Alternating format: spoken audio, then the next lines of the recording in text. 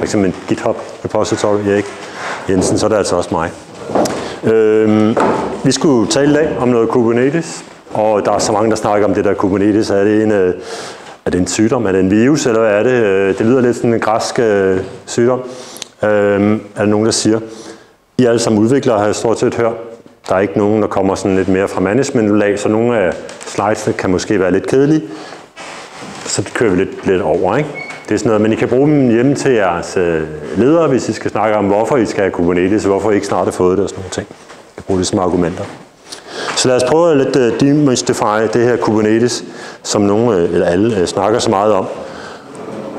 AI, som andre også snakker om, jeg hørte allerede i selskabet her, det tager vi en anden gang. Vi nøjes med at snakke om Kubernetes i dag. Jeg har været konsulent siden 2001, først fastansat i et firma, konsulenthus, og senere hen i freelance de sidste, siden 11, mange år. Og så har jeg arbejdet med Kubernetes siden 18. Så har jeg egentlig været med, ikke fra starten, men i hvert fald ret lang tid efterhånden. Har prøvet at implementere det i mange virksomheder. Også virksomheder, som har været i gang, og som så måske skulle have noget hjælp til at få det til at køre lidt mere effektivt. Lige nu er jeg ude og hjælpe for eksempel TDC Net med en masse af deres ting. Som vi alle sammen ved, så ser situationen anderledes ud i Europa, end den gjorde for 3-4 år siden. Så sikkerhed, det er jo det, som alle snakker om at gøre noget ved. Og der bruger vi blandt andet Kubernetes til noget af det. Jeg bor ikke så langt herfra i Hillerød med min kone og min hund, og mine 2 store unger, de er flyttet hjemmefra.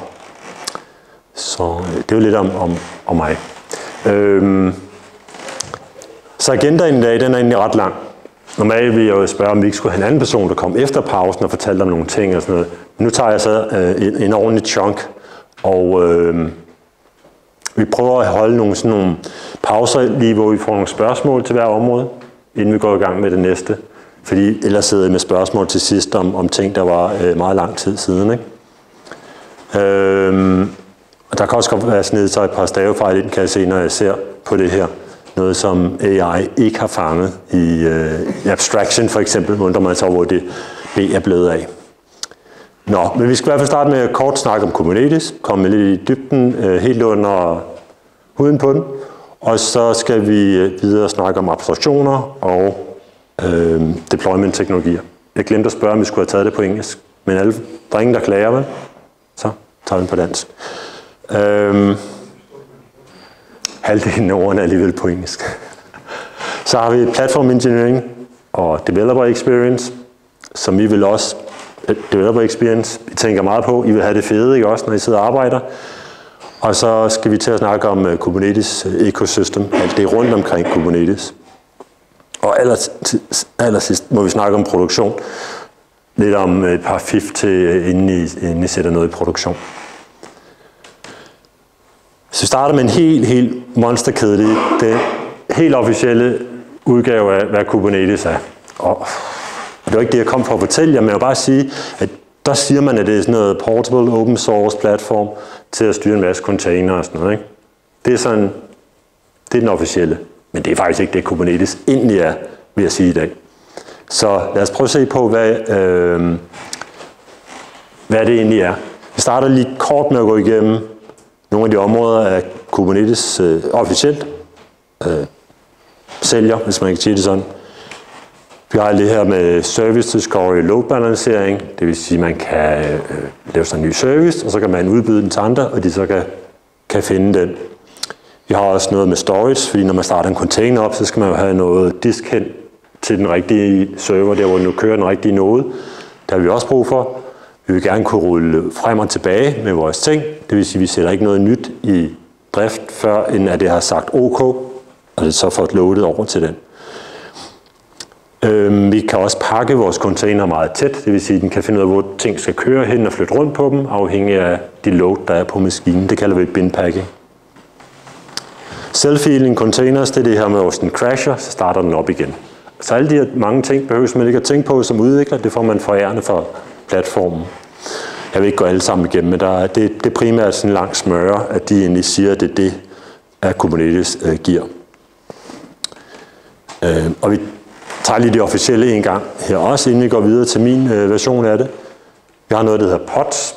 Jeg ved ikke, mange har rodet med Kubernetes, bare en lille smule, eller mere eller mindre. Der er en del, ja. Pods, det er sådan en gruppering af containere, og containere kender I måske fra Docker-verden. Det er sådan, man spænder en container op.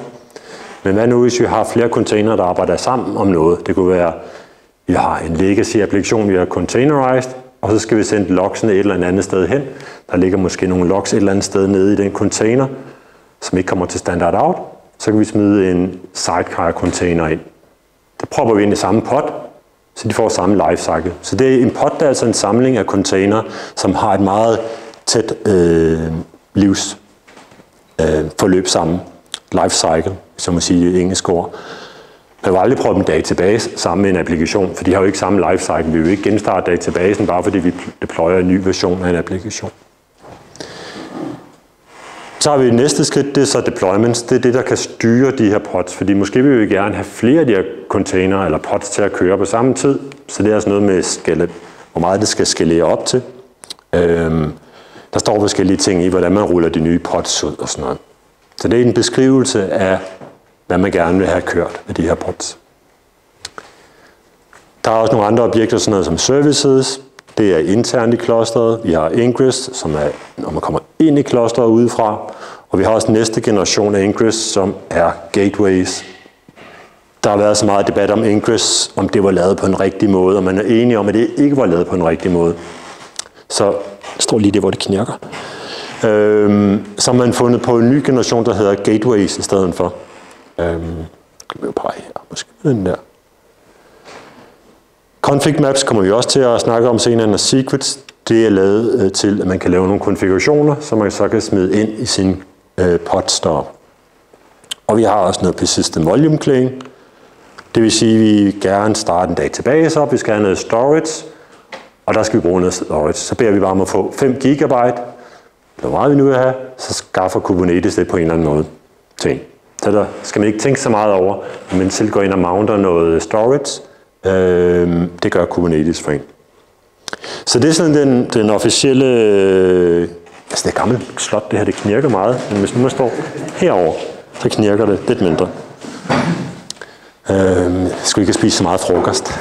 Nå, det er sådan kort fortalt de vigtigste termer, vi skal bruge resten af dagen i Kubernetes, så vi kan vende tilbage til dem, hvis I har spørgsmål. De faktiske komponenter, når vi kigger ned i Kubernetes, det er en af de her 5. Vi har vores etcd, som er databasen, der ligger i bunden. Det er der, hvor Kubernetes gemmer alle oplysningerne, al den state, den kender, det gemmer den dernede. Det er altså ikke applikationsstate, vi gemmer, men omkring alt det, der er konfigureret, alle de her pods, der kører, hvilke noder, der er med i clusteret. Alt det bliver gemt nede i sådan en key value store database.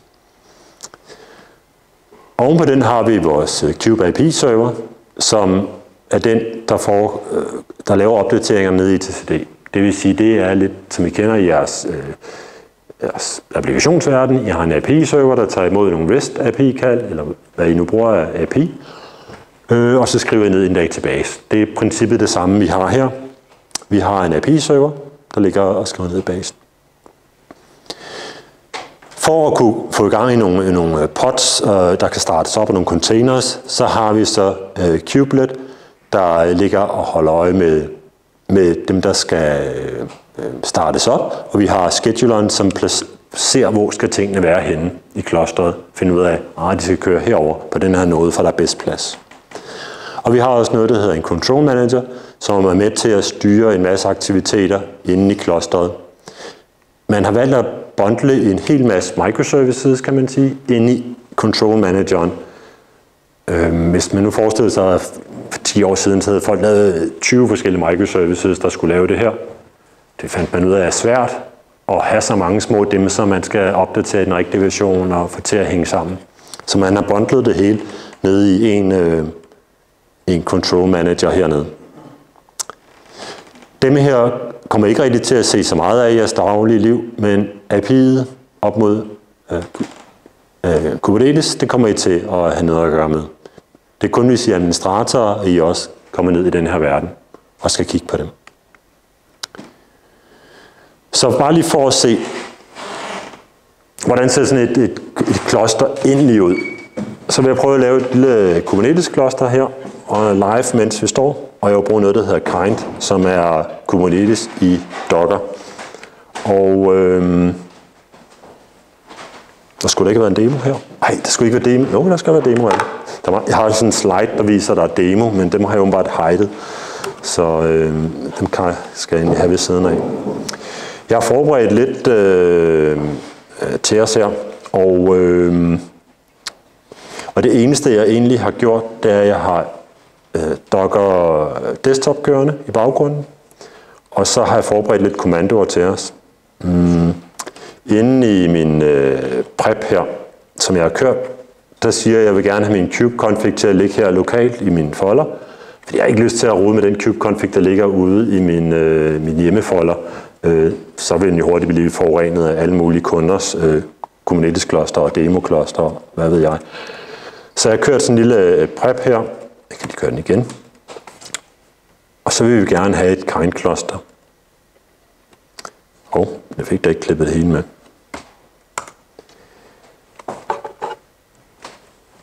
Det Kind gør, det er, at den starter en container op inde i Docker Desktop, og der kører den hele Kubernetes-klosteret. Så den er ved at downloade fra nettet her, de forskellige ting. Det er Kubernetes version 1.29 osv. Og den siger, nu er vi endelig klar. Nu kører klosteret. Vi kan prøve at gå over i Docker Desktop. Og så kan vi se, at vi har fået os en lille container her. Den er i kørende. Og vi kan faktisk også gå ind i den med en exe. Og lad os prøve at se, hvad der er af processer herinde i den. Så nu er vi altså inde i en container i Docker Desktop. Og det er jo ikke fordi, der er så mange ting, der kører hen. Der er selvfølgelig mere, end man måske er vant til en container. Men vi skal også fortsætte det helt Kubernetes-kloster, vi kører. Vi kan se Cube IP-serveren her. etcd er her. Skal jeg zoome lidt fra de bagerste? En gang. Det ser lidt småt ud, når jeg står og kigger på det her. Jeg tror ikke godt, man kan trykke zoom herinde i den. Det kan man godt. Og så herinde havde vi Cube IP-serveren og etcd, og vi har også Kubelet. I kan også se, at der kører en masse containerd herinde. Det vil sige, at vi kører endelig container inde i container. Og hvis nu vi går ud af den, så kunne vi for eksempel spørge get nodes. kubectl er sådan en lille tool, der interagerer med Kubernetes API'et. Så går vi ud og spørger, hvilke noder er der i klosteret, og vi har et control plane node her. Vi kan også spørge get pods. Vi vil gerne bede det for alle namespaces. Jeg tror også, vi skal zoome lidt her, skal vi? Skal lave lidt større. Sådan. Er det godt nok? Sådan der. Og herinde der kan vi se, at vi har... det står lidt langt nede, måske skal vi lige rykke det lidt op. Det var en genial måde at rykke op på, ikke? Der er visse fordele ved at være over 50, så har man set det her sorte hul i mange år. Her har vi igen vores Cube AP-server, hvor vi kan se det som en pod. Vi har også vores Control Manager, vores Scheduler. Der er også et par andre ting, der kører herinde i klosteret. Der er noget Core DNS, som giver DNS-funktionalitet inde i klosteret. Det vil sige, når man laver nye hostnavne og alt muligt andet, URL og ting og sager, DNS-navn, så gør vi det bare inde i klosteret. Vi behøver ikke at bruge noget uden for klosteret til det. Der er også lidt storage provider, vi kan komme tilbage til senere. Så det her, det er egentlig Kubernetes. Det var det. Tak for i dag. Så er vi færdige. Der er ikke mere. Det her, det er Kubernetes. Alt andet, vi kommer til at snakke om i dag, det er noget, der vedrører Kubernetes. Vi kommer også til at snakke lidt mere om, hvad noget Kubernetes-tingene, ikke? Men så når folk siger Kubernetes, det er noget hold op i komplekst, og det er stort. Ja, altså... alt det rundt om Kubernetes, det kan være stort, og man kan gøre det til meget stort. Man kan jo køre det her ude på IoT-devices, altså skubbe det helt ud. Edge-devices og sådan nogle ting. Man kan køre... Man skal egentlig bare have et sted, hvor man kan launche det her. Og så kunne man jo måske flytte sin SSD-database et andet sted hen også og sådan noget. Nu skal vi selvfølgelig snakke noget mere i dag, fordi ellers ville det være lidt kedeligt, hvis jeg bare gik nu og sagde, det var det. Der er ikke mere. Men det er fordi, der er også mere. I kan selv prøve at rode med Kind. I kan både køre det med på Docker Engine, hvis I kører Linux for eksempel, eller Windows Docker Desktop, eller Mac Docker Desktop. Det er super let at komme i gang med det her Kind-cluster. Vi kommer til at snakke lidt mere om Kind, når vi går ind og kigger på udviklermiljø. Godt så. Nu er det jo sådan, at når du kører noget i produktion, så vil du nok ikke køre på sådan en lille Kind-cluster, en container inde i Docker, og så er container inde i det. Du vil nok godt have noget, du kører på lidt større skala. Så hvad skal man egentlig så vælge, når man skal gå i gang med det? Der er jo en hel masse firmaer, der går ind og siger, at vi har nogle installers, der kan lave et cluster for jer. Og vi har også forskellige distributions, hvor folk har paketeret et Kubernetes-cluster. Det er sådan, hvis man kører helt rent Kubernetes, så skal du faktisk selv kompilere source-koden, bygge de binære. Så Kubernetes leverer ikke som sådan de binære. Det gør de så alligevel, fordi de er begyndt at prækompilere dem, for folk ikke skulle gøre det. Men i gamle dage, der havde vi forskellige, sådan nogle som Red Hat, der gik ind og kompilerede det og paketerede det og sådan nogle ting. Dem er der stadig mange af, der gerne vil ud, ligesom at paketere det på deres måde, og måske med nogle af deres komponenter. Vi har AWS jo, som en af de, kender helt sikkert fra nettet. Vi havde Kind her, som vi lige har vist. Og vi kommer til at kigge på Citadel, som jeg personligt mener er et af de hurtigst voksende firmaer inden for Kubernetes-verden. Der kommer også til at være noget demo af det. Og så har vi tonsvis af forskellige. Hvad kan vi kigge på her? Der må være noget OpenShift, noget Red Hat OpenShift, som også er meget kendt jo. Nogle af dem er jo døende, nogle af dem er døde, nogle af dem lader som om de er i live, som Oracle, som jo er en klon af... De har taget open source-delen fra Red Hat, og så pakker de ind i deres eget, så kalder de det Oracle. Et eller andet. Falder ikke, der er nogen, der kører på det. Så lad være med at gå efter sådan nogen, der ligger helt ude et eller andet sted. Specielt hvis det er sådan en gammel leverandør, som prøver at komme ind i markedet igen og købe sig til et eller andet. De er færdige, de har aldrig rigtig forstået det. Man kan se sådan nogle som VMware er jo lige blevet opkøbt, eller sidste år blev opkøbt af Broadcom. Og det tænker jeg, det må efter deres 4. version af Kubernetes, at VMware stadig ikke kunne finde ud af at lave Kubernetes-kloster. Og det er jo fordi, alle de ansatte, de er jo vant til at tænke virtuelle maskiner, de er vant til at tænke alle deres VMware-produkter. Så man skal lige kigge lidt på det, man vælger. Er det nogen, der egentlig er hold i? Er det noget, der kan bruges også til at bruge til den virksomhed, man har? Så lad os tage og kigge på Citadel Labs her. Det er firmaet, der hedder det. De har simpelthen taget og lavet et super lille Linux. Det kalder Talos Linux. Det er ikke en Linux-distribution, som I kender. Den kan kun bruges til at køre Kubernetes. Den kan ikke andet. Den gør det muligt, at du kan simplificere management af klostrene helt exceptionelt.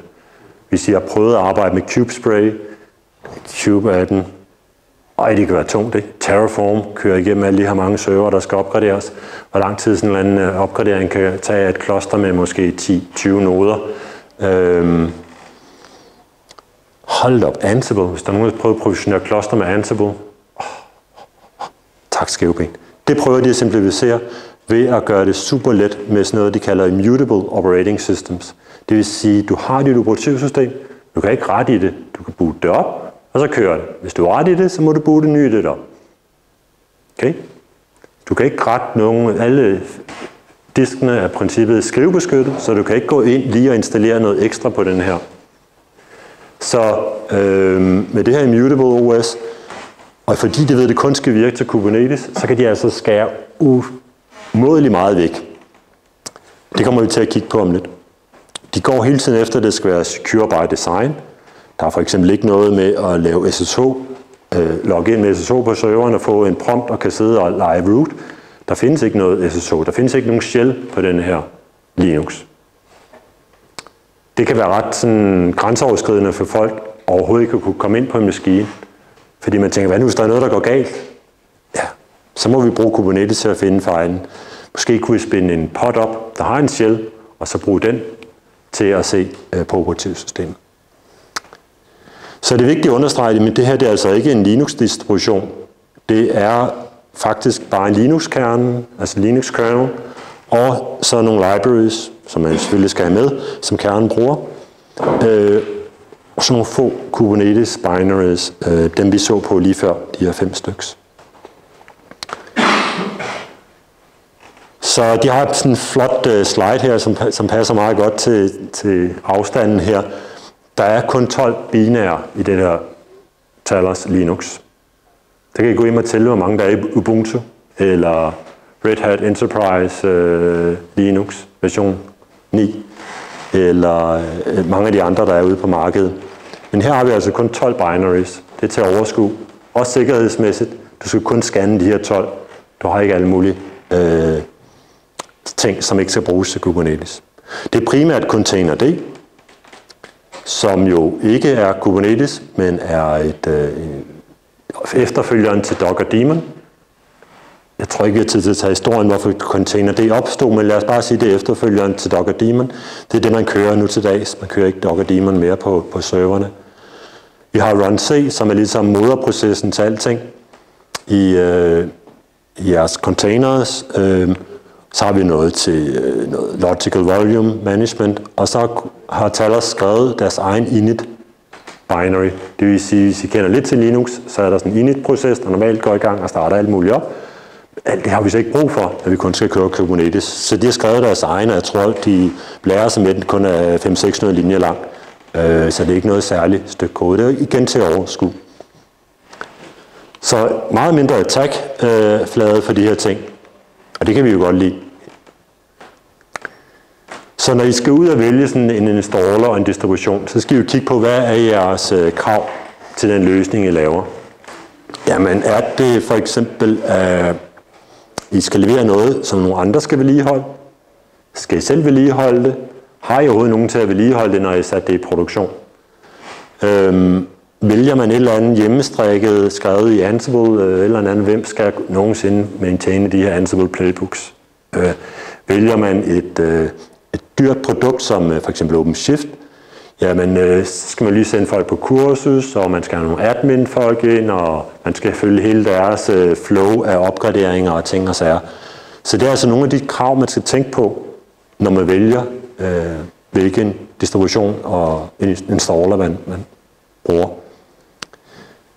Hvis nu vi er en super lille virksomhed, 5 ansatte, og vi er ved at lave en eller anden, vi har brug bare for et lille bitte kloster til at køre kaffemaskinen, styre den, eller andet den dur.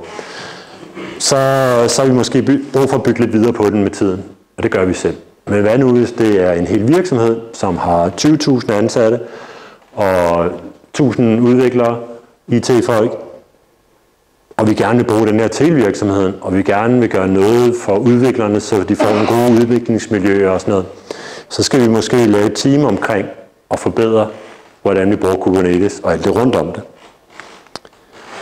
Og så er der igen med licens og support. Jamen, hvis vi vælger nogle af de her meget open source, hvor der ikke engang er noget support, så kunne det jo være, at man stod i produktionen en dag med et eller andet issue. Det kan også være, at man er vant til at skulle give rigtig mange penge for alting, men den type virksomhed, der elsker at bruge licenspenge, og så kan man jo købe sig til et eller andet dyrt produkt, og så sige til ledelsen, så kan det ikke gå galt, når vi har købt det her dyre produkt. Og igen med features, sidder I og laver en masse med IoT og sådan noget, så har I måske nogle andre krav. Så hvorfor er Kubernetes blevet så populært? Det kunne man godt spørge sig selv om. 5 processer. Altså, hvorfor lige det? Man kan sige, i forhold til Java, nu er der nogen af jer, der stadig eller har kode i Java, der fik man jo ikke alle med. Sådan nogle som Microsoft var jo ikke med omkring Java. Det er måske også meget godt at have lidt konkurrence. Men her med Kubernetes, der er alle faktisk gået med. Alle store virksomheder inden for det her, de går ind og støtter det. Også virksomheder uden for IT-branchen går ind og støtter det. Vi kan lige gå lidt tilbage, fordi jeg ved, der er mange udviklere her imellem. Og I har alle sammen siddet og arbejdet med REST API'er på et eller andet tidspunkt sikkert, og genereret med Swagger eller noget andet beskrivelsen til jeres API'er. Og det kan vi faktisk også gøre med de her Helm charts. Så når man laver et Helm chart, det kunne for eksempel være for ens .NET-applikationer, så vil mange udviklere kunne genbruge det her Helm chart til deres .NET-applikationer. Men det er jo også rart, at de så har klart beskrevet skema, så de får noget code completion og sådan nogle ting, når de går ind i deres values-filer og skal skrive værdierne ind. For det er jo det, man typisk gør. Man er en virksomhed og tænker, okay, vi har rigtig mange microservices, som er meget ens, om det er .NET eller Java, Spring Boot eller hvad det måtte være, så kan vi lige så godt lave et chart, der gør det let for udvikleren at deploye til Kubernetes. Så der kan vi igen få brug for udviklerne, lave nogle JSON-skemaer, og I har jo alle mulige andre steder, alle mulige værktøjer til at lave skemaer, JSON-skemaer ud fra YAML og JSON. Der er bare nogle eksempler her på det. I har måske jeres foretrukne, I bruger. Det var den, jeg lige efter. Og så havde vi nogle spørgsmål til alt det her med GitOps og Helm charts og sådan noget, vi skal dykke ned i. Hvis man er nu udvikler, og man sidder på et modul af en, der skal inde i Kubernetes, men man siger, nu skal jeg lave en unit-test, eller nu skal jeg lige køre en debugger, og jeg har ikke lyst til at køre Kubernetes. Men alle mine konfigurationsværdier, de ligger måske i Helm charts, i values-filen og så videre, og nu vil jeg gerne lige have autogenereret en config-fil for eksempel, så jeg kan køre det debuggeren. Kan man det, eller... Fordi det, som jeg ser her med Helm charts, så de values-filer, de bliver kun resolvet dynamisk. Så med en intuition, hvis man vil kunne køre også uden for Helms og uden for Kubernetes, så ender man med at skulle skrive tingene 2 steder, både i sin egen config og i values-filen, hvis jeg forstår det ret. Hvilket synes jeg er lidt dårligt på den. Men lad os tage et eksempel med en .NET-applikation eller en Spring Boot-applikation. Der har du typisk nogle properties, hvor du har beskrevet, hvad du gerne vil have. Ja. Og hvis nu du kører dit eget udviklingsmiddel, så kan du måske nøjes med de properties for at køre det. Du behøver sikkert fortælle om netværk, du behøver sikkert fortælle om secrets, fordi du har nogle properties, der kommer med secrets ind de rigtige steder. Det kan du jo godt gøre lokalt. Når du så pakker det ind for det til Kubernetes, så skal du jo sige noget om, hvor meget CPU skal den have, og hvad skal den køre som non-root, og alle mulige andre ting. Men det er du ligeglad med lokalt.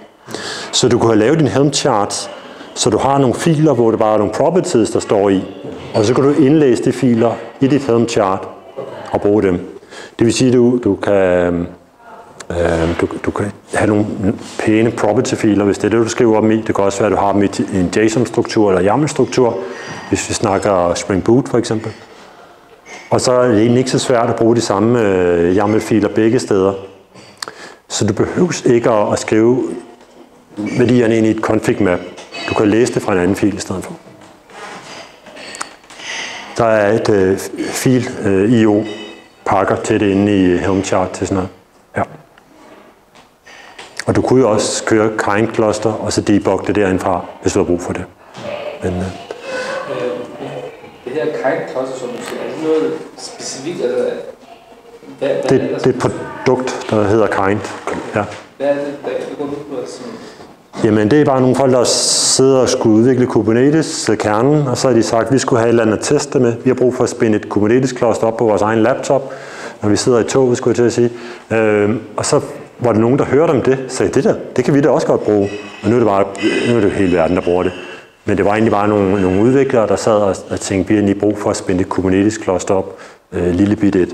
Der er selvfølgelig en masse ting, man ikke kan i det, fordi det er så småt med storage, måske der ikke lige er.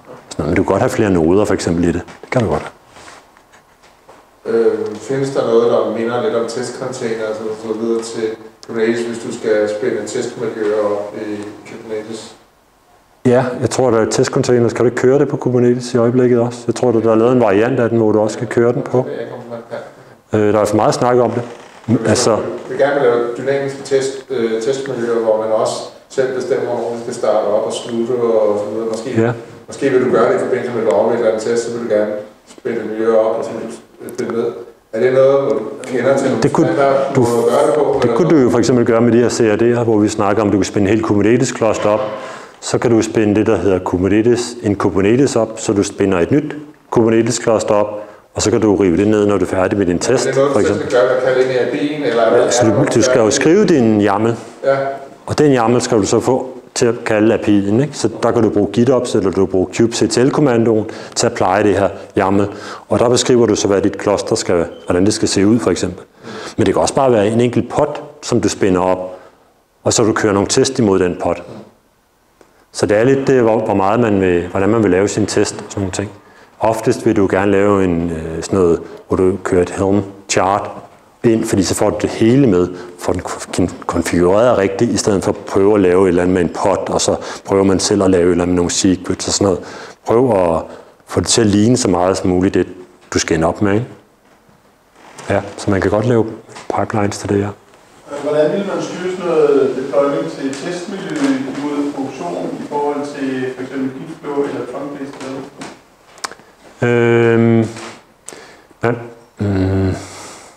Den tegning, du havde, så var det som om, når man lagde det ind i f.eks. master, så røg det bare ud i produktion. Ja. Men hvis man gerne vil køre det på så min anbefaling er altid, at man laver forskellige Git repositories til den state, man vil have i produktion, og det, man vil have i test. Der er nogen, der går og snakker lidt om at bruge forskellige branches. Det kan jeg ikke lide, fordi hvad hvis nogen kommer til at merge ind fra den ene branch til den anden, fra testbranchen ind i main? De tænker, det plejer vi da at gøre. Men så er det hele lagt i produktion med testkonfigurationsparametrene. Det vil vi jo ikke have. Det vil jo fuldstændig smadre produktion. Så jeg synes, det er forkert, at man bruger det samme Git repository med forskellige branches til forskellige miljøer. Jeg kan bedre lide, at vi har forskellige repositories. Vi kan også meget bedre styre, hvem må hvad i de her repositories, hvem må commit til dem, hvem skal lave merge request til dem og sådan noget. Og man får ikke blandet det sammen. Så jeg anbefaler altid, at man laver et Git repository per, hvad skal vi kalde det, test, præproduktion, produktion, ikke? Så får vi så 3 forskellige. Og så man bruger Gitflow, det er jo noget med udvikler brands og ting og sager. Det bruger man ikke rigtigt i det her. Vi prøver at holde det så få branches som muligt, men selvfølgelig vil man kunne have konfiguration, der skal applies om i næste uge, og nogle andre har en anden konfiguration, der skal applies, så man kan godt have flere merge request eller pull request liggende, ikke? Til det.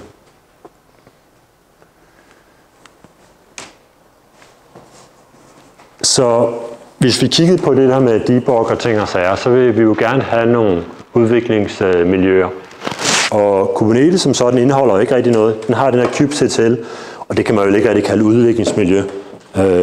I hvert fald ikke anno 2024. Så det er egentlig ansvaret for tredjepart at implementere sådan nogle her. Og det er der selvfølgelig penge i. Og så er det der er masser af. Der er masser, der laver det. Microsoft har også kastet rigtig meget ud efter det. Men det betyder også, at det ikke er ligesom, hvis de har kodet .NET i mange år, og gamle dage læste Microsoft MSDN, hvor alting stod. Det findes ikke. Fordi det kan gøres på milliardmåder. Der er ikke bare én måde, der er den rigtige måde at gøre det på. Det vil sige, at I skal selv finde ud af, hvad der er den måde, der passer til jeres virksomhed, eller jeres projekt, eller jeres team. Og det gør det jo lidt sværere nogle gange at vælge, som for eksempel, hvor mange Git repositories skal man have, hvordan skal man branche og sådan noget. Så der er rigtig meget at snakke om platform engineering. Vi har brug for nogen, som bygger en platform, som gør det let for udviklerne. For hver udvikler skal jo ikke sidde selv og opfinde alle de her ting. Og det er derfor på for eksempel KubeCon-konferencer, der er så meget at snakke om det her platform engineering. Hvordan gør vi det lækkert for udviklerne at bruge Kubernetes? Jeg vil også sige, at hvis det er Google, vi søger på, så skal vi søge på platform engineering og Kubernetes, hvis vi skal vide, hvordan man gør. Det vil sige gerne vil vide, hvordan I bygger et team op, så I kan lave noget platform engineering. Hvis I skal søge på, hvordan I gør, så skal I jo så finde ud af, hvordan laver I debugging, hvordan sørger I for, at loggene bliver tilgængelige, hvordan sørger I for, at man kan pushe images, hvordan laver man alt det der test, hvordan får vi lavet pipelines, der er fornuftige, skal de laves med containers, så man ikke skal sidde og prøve så mange gange som med Jenkins, så man ikke ved container, man kan køre lokalt i pipelinen. Ikke? Det er der jo nogen, der skal finde ud af. Så man kan jo tage nogle af de udviklere, nogle DevOps-folk, der ved noget om DevOps, prøve at sætte dem sammen, og så lave noget. For eksempel skal man jo finde hvad vil man gerne køre lokalt? Vil man køre Kind? Kører man Ubuntu, så kører man måske noget Microcode S, eller Red Hat har der CRC. Der er også noget fra Rancher-tiden, noget K3S. Nu har SUSE købt Rancher, men det findes jo stadigvæk. Og Talos, som jeg snakker om, den kan man også køre på sin egen maskine. Og en super lille bitte Kubernetes K0S, som altså skulle ligesom prøve at give de andre baghjul. Den her Red Hat, den skal man nok mindst have 64 giga memory og ting og sager for at kunne køre, selvom de siger, at det skal være til lokal udvikling. Jeg forstår dem ikke. Men jeg vil nok anbefale sådan noget som Kind eller Talos.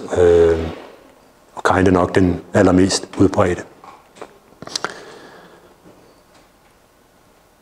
Så skal vi jo kunne køre andre ting også. Vi skal jo kunne bygge. Der er noget, der hedder Scaffold, som man kan bruge til at bygge med og skubbe til Kubernetes-klostrene. Det er noget, der kommer fra Google af. Der kan man bygge sine ting, push det i container registries og deploye det videre på ens Kubernetes-kloster, både remote, men det kan også være lokalt på ens Kind-kloster. Så skal man have et eller andet Docker som regel kørende på sin maskine for at kunne køre Kubernetes. Et eller andet Docker Engine, eller der er også andre implementeringer end de her to. Og så plejer jeg at sige, at hvis man kører Windows, så ser jeg få installeret VSL2. Alt det her, det er Linux-verden.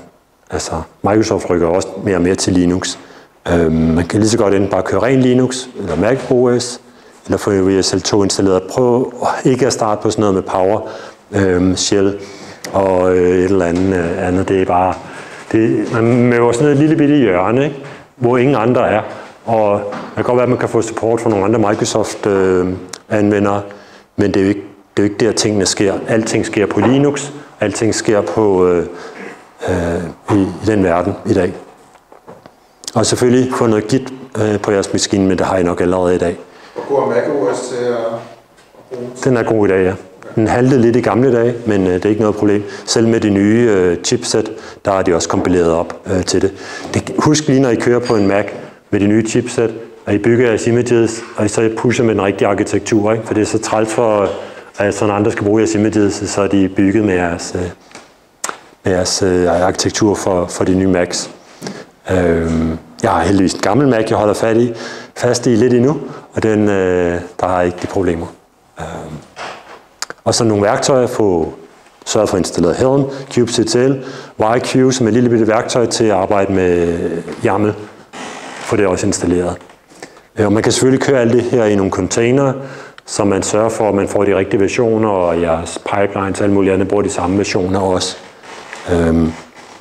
Så det kan man pakke ind i netop container. Men det er jo lidt platform engineerings opgave at lave det her fede udviklingsmiljø til jer. Eller I kan også være jer, der sidder i platform engineering. Hvis vi kigger lidt på at bygge container images, og jeg ved ikke helt, om det er relevant her, fordi jeg udvikler, I bruger selv jeres egne teknologier til det, men for god ordens skyld vil jeg bare lige prøve at liste nogle af dem, der er mest anvendt. Kaniko bruger vi en del hos min seneste kunde. Det kan vi også bruge, når vi bygger på serverne, altså det er pipelinesene. Ko er lidt mere hardcore at bruge end Kaniko. Det bygger kun Go-containers, hvor I kan bygge alle mulige slags containers herop med Kaniko. Også .NET. I var ikke Go-programmører her, sådan springer vi over. Buildpacks er måske, det er sådan en cloud native ting. Måske er det lidt for meget, hvad kalder man det, når mange skal blive enige? Konsensus-arkitektur i det. Jeg har ikke rigtig brugt dem selv endnu, men det kan det godt være. Og så for dem, der kører rigtig meget med Maven og Java og sådan nogle ting, der er noget, der hedder Jib. Og så dem, der vil have den helt store monstrum frem, så er noget, der er basen. Og det er sådan noget, hvor I vil styre hele jeres pipeline, sørge for, at ting er signet og immutable, og I har styr på alting. Alle dependencies, hvad der bliver brugt, så man får sådan nogle bill of materials, som I kan give til til statsreviserne eller noget andet. Men det kræver altså en del indsats at gøre det her, og det kræver også en del indsats for dem, der kommer bagefter og skal vedligeholde det. Man skal lige tænke over, er det virkelig nødvendigt at gøre. Scaffold er et værktøj, der kan rigtig meget. Men det er igen meningen, at det er nogle udviklere, der sidder med Kubernetes og tænker, vi har brug for at kunne teste Kubernetes, og så er de lavet Scaffold. Og det er nu så blevet til sådan en standard tool, som mange bruger. Der er også noget, hvor du kan bygge Docker-filerne på forskellige måder. Vi kan teste de her artifacts, vi kan pushe dem. Vi kan rendere det med forskellige værktøjer, f.eks. Helm. Customize, som vi slet ikke har snakket om i dag, er en anden måde at gøre det på. Og vi kan også deploye dem med forskellige teknologier. Så hvis I sidder og skal lave de her ting, så prøv lige at kigge på Scaffold, om det er noget, I kan bruge, om det er noget, der kunne hjælpe jer i jeres dagligdag. Vi kan lige tage en hurtig demo af det også. Tror jeg godt, vi kan nå, kan vi?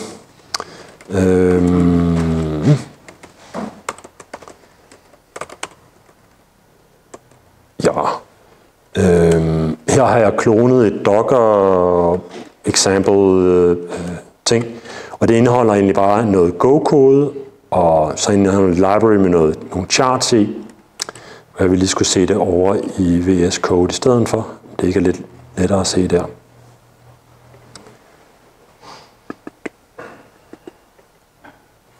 Og Scaffold. Herinde kan I igen se, at det hele er bygget op ligesom Kubernetes med custom resources. Vi har et objekttype op, og det måske blev ikke specielt meget tydeligt, at jeg markerede det tværtimod. Måske. Heroppe i toppen. Zoomer lidt.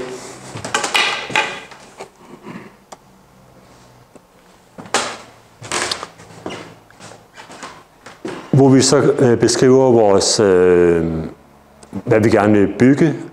Vi vil gerne bygge sådan noget GS Ping Image. Vi vil gerne bruge den her Docker-file med noget multistates. Og så vil vi gerne deploye det med Helm. Og vi vil jo gerne overskrive nogle værdier, for eksempel repository og tag, som er for meget at komme ind på her, men det er sådan noget, hvor at de så kommer fra byggeprocessen inde i Scaffold, og så udfylder den dem så med de tags, man har herinde. Og vi kan også have nogle lokale values-filer, som vi vil bruge til vores test her. Det vil sige, det er ret let at genbruge de her charts, som vi har i vores testmiljø og produktion. Dem kan vi også bruge lokalt. Jeg kan lige prøve at lave en hurtig demo af det. Hvis nu jeg laver en Scaffold run, så vil den begynde at bygge tingene, og så vil den deploye det på clusteret. Og nu håber jeg, at der er noget netværksforbindelse og ting og sager, så der sker noget. Der skete der også noget jo. Den skulle lige komme i gang. Den skulle lige downloade lidt fra nettet højst sandsynligt. Bla bla bla. Den bygger noget image, og så loader den det her image ind i Kind-clusteret. Det var det, I også så, I gjorde med Argo CD. Og det er jo fordi, vi gider ikke pushe det i den her opsætning til et remote repository, hvor vi skal hente det fra igen. Så vi skubber det bare direkte ind i Kind. Det er jo også lettere, når man er udvikler, giver hurtigere lifecycle. Bla bla bla, så kører den noget port forward den der også. Nej, det er faktisk det er det, der kommer ud, når vi deployer. Skal vi se, hvad den skriver. Ja, det er det er bare fra den template, vi bruger for det chart. Der genererer den sådan en tekst her i det chart. Og så siger den er ready. Og der kan vi gå ind og finde den inde i clusteret, hvis det var det, vi ville. Kan da godt lige se den derovre, bare for at vise, at den findes i clusteret. Så hvis vi vælger, at det er namespace, for eksempel, var det blue-green, det var nok blue, team blue, vi deployede noget til. Var det ikke? Skal vi se, hvad den hedder. Kan vi se, hvad der stod af namespace, eller skal jeg lige overse derovre? Den sagde namespace Team Blue.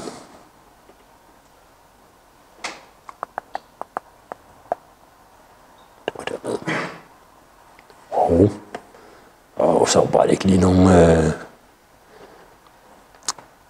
Her kan vi se den YAML, den har genereret. Jeg får altid de her managed fields sammen. Det kan vi ikke rigtig bruge til så meget. Der kan vi se den her for eksempel. Det tag, der er blevet bygget af Scaffold, der er den bygget i Docker image, det er så blevet skubbet ind her i den. Og vi kan også se, at der var nogle pods, der kørte. Der har vi fået vores GS-ping-pod, der nu kører herinde. Vi kunne nok også se nogle log-linjer derinde i den. Så det er det, der er inde i vores container nu, vi kigger på. Så Scaffold, ja. Prøv lige at kigge på det og se, om I kan bruge det. Der er selvfølgelig en learning curve på det, men det hjælper, hvis vi har et team, platform engineer team, der prøver at hjælpe jer med de her ting.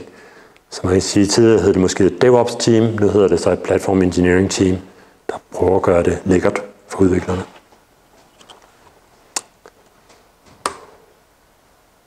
Så vi hopper lidt videre. Så hvorfor snakker vi så meget om det her platform engineering? Og det er jo fordi, I godt kunne se, at der er altså en del, man skal gøre, som ikke bare får forærende fra Microsoft, hvis man er vant til at køre i en Microsoft-lukket univers. Og man skal jo kende til en hel masse ting, alle mulige cloud, alle mulige ting og sager, hvis man selv skal lave det her. Så prøv at få nogen, der har prøvet det her før, ind og hjælpe jer med det. Vi vil jo gerne prøve at gøre det her simpelt at genbruge. Så der findes jo folk, der har lavet nogle platforme i forvejen. For eksempel de her Weaveworks, der har en platform, hvor det får foræret en masse ting, men selvfølgelig skal du så også betale for det. Og man kan også bare starte småt, lave sine egne små ting med Scaffold, lave lidt pipelines, der måske er noget, der bygger på containers, så man langsomt vokser efter, hvad ens behov er. Fordi når man laver sin platform, så skal man jo vælge, hvad det er, der er det vigtige. Men er det for at gøre udviklerne super effektive? Er det for at lave en forretning, der kan bedre levere en masse services i en fart? Er det fordi, vi skal spare omkostninger? Vi skal klare os med færre udviklere og ingen operation-folk osv.? Prøv lige at finde ud af, hvad egentlig er formålet med sådan noget platform engineering i jeres team, og så optimere efter det. For eksempel er jeg et område, hvor man skal onboarde projekter på et cluster, eksisterende cluster. Så er det jo ret vigtigt, at det er et sikkert cluster, de kommer ind på. Det kan jo godt være nogle af de her udviklere, vi kender jo selv, måske lige laver noget hurtigt, bla bla bla, og så ud med det, og så er det fyldt med nogle sikkerhedsbrister. Det kan også være nogle udviklere, som har en ond hensigt og gerne vil ind og få fat i nogle af de andre projekter. Så når vi deler det her samme Kubernetes-cluster med flere i virksomheden, så skal vi måske gøre det let at blive onboardet ind på sådan en cluster. Det kan også være, at self-service er vigtigt, det vil sige, at folk meget let kan lave en ny microservice, få et Git-repository til det, få det konfigureret med nogle default-opsætninger, så du kan komme i produktion på en uge med en ny ting, for eksempel. Det kan også være et sted, hvor man gerne vil have, at udvikleren skal kunne klare sig selv. De skal selv kunne lave alt helt vejen igennem produktion, så skal I jo sørge for at optimere jeres platform til det. Support. Hvordan supporterer I udviklerne, når de har spørgsmål til Kubernetes? Hvem kan de ringe til? Hvem kan de skrive til på Slack, eller hvad I nu bruger Teams?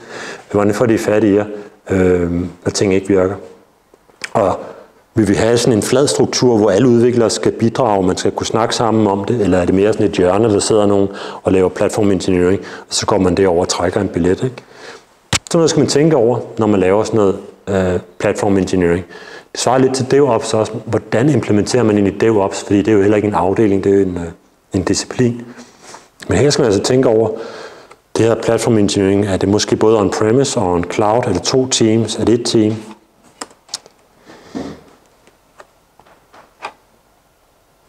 Så mangler vi kun lige meget få ting. Kubernetes ecosystem. Og det her er det hele begynder at blive meget, meget stort og komplekst. For det her er det begyndt at vælte ind med ting. Man har lavet sådan et landskab, hvor man troede, man kunne vise, hvad der var af forskellige produkter og forskellige områder. Men det svarer jo lidt til gamle dage. Hvad kan man installere på Windows? Lad os lave en webside, hvor man beskriver, hvad man kan installere på Windows. Og det holder jo ikke. Det var meget godt i starten til at finde rundt. Men i dag er det jo fuldstændig polluted med alt muligt. Og alle vil jo have deres navn ind og deres logo ind. Og hvis du betaler lidt mere, kan du få et lidt større logo. Okay. I kan godt gå ind og kigge der, men I bliver nok mere forvirret, end I bliver hjulpet. Det er taget helt overhånd på det. Hvis vi kigger på, hvad der bliver brugt på Kubernetes-klosterne, der er Dynatrace, som er sådan et overvågningsværktøj, monitoreringsværktøj, gået ind og ligesom lavet opsamling på, hvad kører på de her kloster. Det er nok mere sådan noget, I kan bruge. I kan jo gå ind og sige, at Prometheus, som man siger på... Fordi jeg arbejder sammen med grækere, ikke? Der hedder det ikke Prometheus, der hedder det Prometheus, hvis man skal sige det på græsk. Det er jo et værktøj, man bruger til at overvåge med monitorering. Okay, måske skal vi også have det, ikke? Der er Fluentbit, hvor vi sender logs ud af klosteret til andre steder. Vi har Argo CD. Der er mange andre ting. Måske skal vi ikke gå ind og installere Sysdig. Det virker ikke, som om det er så udbredt, vel? Og Jenkins, det er måske også passé.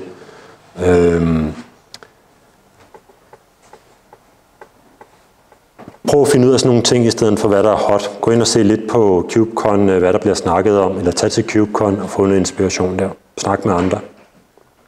Det er nogle af de værktøjer, jeg anbefaler. Fluentd eller Fluentbit, og jeg hælder altid til Fluentbit, hvis man kan komme afsted med det. Det var lidt for hårdt. Noget Prometheus til at samle metrics ind, og noget Grafana til at vise det grafisk. Måske noget Open Tracing, Open Telemetry, eller noget Jaeger, hvad man nu synes, der passer til ens behov.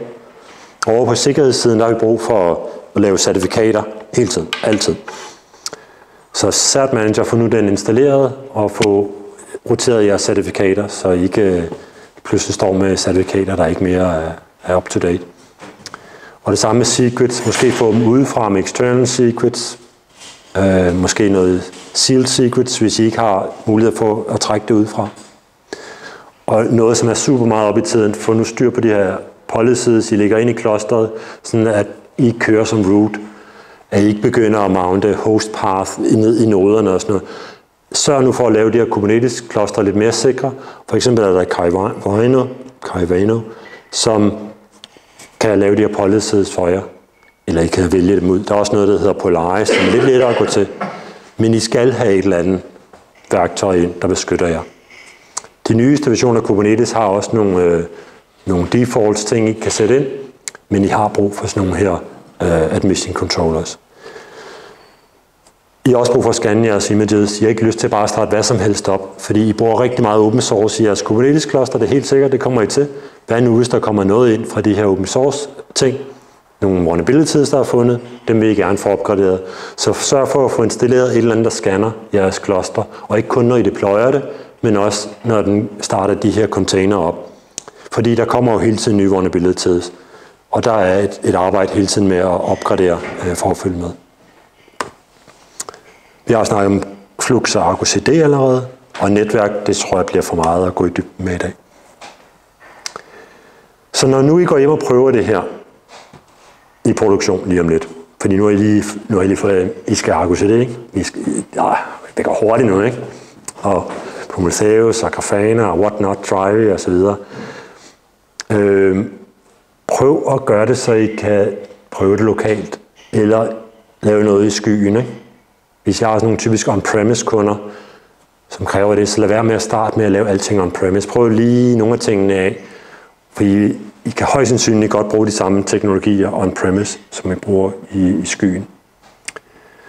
Det er også lidt med, hvad har I? Skal I bare lave et Kubernetes-kloster til en enkelt kunde, som skal bruge det her til, det kunne være i en... Hvad kunne det være? Det kunne være i elforsyningen, eller det kunne være i overvågning af deres kaffemaskine. Eller er det her til en hel virksomhed, som ligesom er kernen i virksomheden, for at I kan lave en masse microservices, I ruller ud? Altså, hvad er formålet med det her Kubernetes-kloster, I laver? Prøv at få snakket med dem om det. Mange, de starter jo i et hjørne med et projekt, der har brug for noget Kubernetes, Og så finder de andre ud af, hvorfor kan vi ikke køre lige så hurtigt som dem derovre? Hvorfor skal vi køre med de her gamle teknologier? Vi vil også have Kubernetes. Og så begynder der flere og flere, der bruger det her lille Kubernetes-kloster i hjørnet, hvor de ikke har tænkt på alle de her mange ting. Så prøv at få snakket med management om det i jeres virksomhed og ledelsen.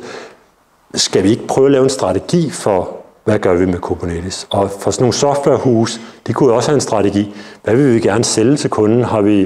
Vil vi gerne sælge sådan noget platform engineering, eller vil vi sælge udviklere, som er gode til at bruge Kubernetes? Så der er rigtig mange, man skal have fat i. Og hvis man rammer ind i produktion også, så skal vi jo snakke med operations, capacity management, security, GDPR, alle mulige. Hele huset skal jo involveres i de her ting, fordi man begynder at lave ting på en anden måde. Lidt ligesom når man cloud-enabler en virksomhed. Det er jo ligesom at gøre ting på en helt anden måde, end man er vant til. Der er ikke de her siloer. Altså, der var en virksomhed, hvor de lavede regneark en gang om måneden for deres kapacitetsplanlægning. Så kommer ikke til at generere regneark. Men I kan gå ind og hente det via det her API, eller I kan ind og se de her grafer, så må I selv finde ud af, hvad vi gør med dataene. Så prøv at få en snak i virksomheden, helt op til bestyrelsesniveau måske. Hvad vil I? Hvordan vil I transformere jeres virksomhed, hvis der er behov for det? Det er meget lettere, hvis der er support oppefra til det, og lave sådan en platform engineering gruppe, uden at have management support for det. Det kommer ikke så langt med det. Så jeg prøvede at lave en lille checkliste. Der findes sikkert masser af checklister derude, I kan gå ind og læse. Men min holdning er, sørg for altid at kunne genskabe jeres Kubernetes-kloster. Det vil sige, ikke noget med en masse helm install-kommandoer, vel? Brug noget GitOps i stedet for. Brug noget, der gør det let at spænde jeres kloster op, for eksempel Talos, eller Talos. Og få en styr på sikkerheden. Lad være med at lave service accounts til brugere, der skal logge på jeres kloster. Og sørg for, at de er authenticated, ikke lave noget med et eller andet, bare alle har adgang til det. Få det integreret med noget, måske med Microsoft Active Directory, eller noget i skyen, eller hvad I nu, hvor I nu kører henne. Få det integreret med det, med Airbag. Og når det først er sat op, så er det jo let at lave. Og når man onboarder nye projekter, så skal de måske bare have nogle AD-grupper, eller hvad man nu bruger i den virksomhed. Og så har de adgang til Kubernetes-klosteret, til de namespaces, som de skal bruge. Og det er jo selvfølgelig der, kompleksiteten kommer ind, når folk snakker om Kubernetes. Det er jo, du godt vil have alt det her med rundt om Kubernetes, men det er jo ikke Kubernetes i sig selv, der er komplekst. Det er alt det rundt om, som folk gerne vil have.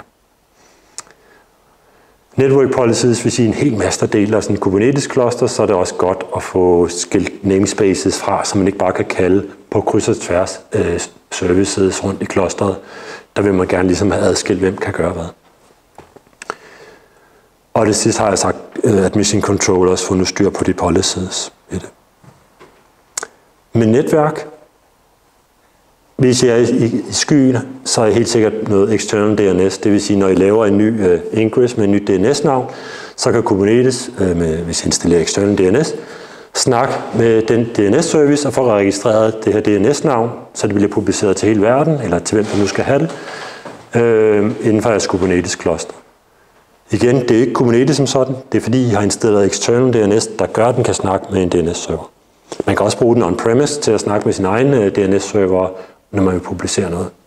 Hvis man har lidt mere low-tech, man ikke har råd til at have en DNS-server et eller andet sted, man kan rette i, så kan man lave noget med nogle DNS-wildcards i stedet for. Det kan jeg ind og læse om. Der skal ikke ret meget til, før I gerne vil have noget monitoring, fordi hvorfor går ting galt, hvorfor kører det langsomt, hvorfor er der et eller andet, der ikke svarer som der. Få det nu ud af klosteret, få jeres logs samlet op, sendt ind i et eller andet centralt sted, Elasticsearch, whatever I har nu lyst til af logging. Måske har virksomheden allerede en logging framework, I kan bruge, Splunk eller hvad der kan måtte være. Og det samme med events. Få dem nu sendt ud af klosteret, fordi det er eventsene, der fortæller, at der er noget, der går galt. Det er faktisk ikke altid logsene, der gør det. Så der er sådan en event forwarder, der kan sende det ind i, som om det bare er logtekst. Og det samme med alerts. Og så når I endelig kommer rigtig produktion, og I har stateful ting og sager at køre nogle databaser, få nu tænkt på, hvordan I får lavet replikering af det, eller backup. Hvordan kan I restore det her forretningsdata, I har liggende? Jeg plejer at sige cloud, for nu skubber det databaserne ud af Kubernetes, så I har dem som nogle database services. Det er AWS udmærket til, så man kan lave backuppen derude. Certifikater har vi snakket om. Kapacitetsplanning, ja. FinOps. Hvad bruger I af penge på det her? Og så keep on upgrading. Er det ikke det, man siger? Keep on running, keep on upgrading. Der kommer helt til nye CV's, der skal kigges på. Så når I kommer hjem, så kan I selvfølgelig læse til en masse, men jeg vil stadig anbefale jer at finde nogen, som har prøvet noget af det her før. De kunne måske bare komme ud et par dage, give en lidt mere bedre introduktion, eller tage et kursus, eller gøre et eller andet, få noget ind, så I ligesom ikke bare sidder og skal finde ud af at lære selv fra bunden af. Og så lad være med at lave det mere kompliceret, end det er nødvendigt. Lad være med at installere Istio som det første, fordi I tænker, at I skal have et service-mail selv, og skal I ikke klare jer. Altså, prøv at lige at grow with the complexity, ikke? Og så er det også okay at afinstallere ting i øvrigt. Så husk, hvad det jeg har sagt. Jamen, det er ikke alt, hvad jeg siger, som er den eneste måde at gøre det på. Der er mange forskellige måder at lige nøjagtigt nå til succes for jeres virksomhed. Det er jo egentlig de sidste ord, jeg har at sige her til det.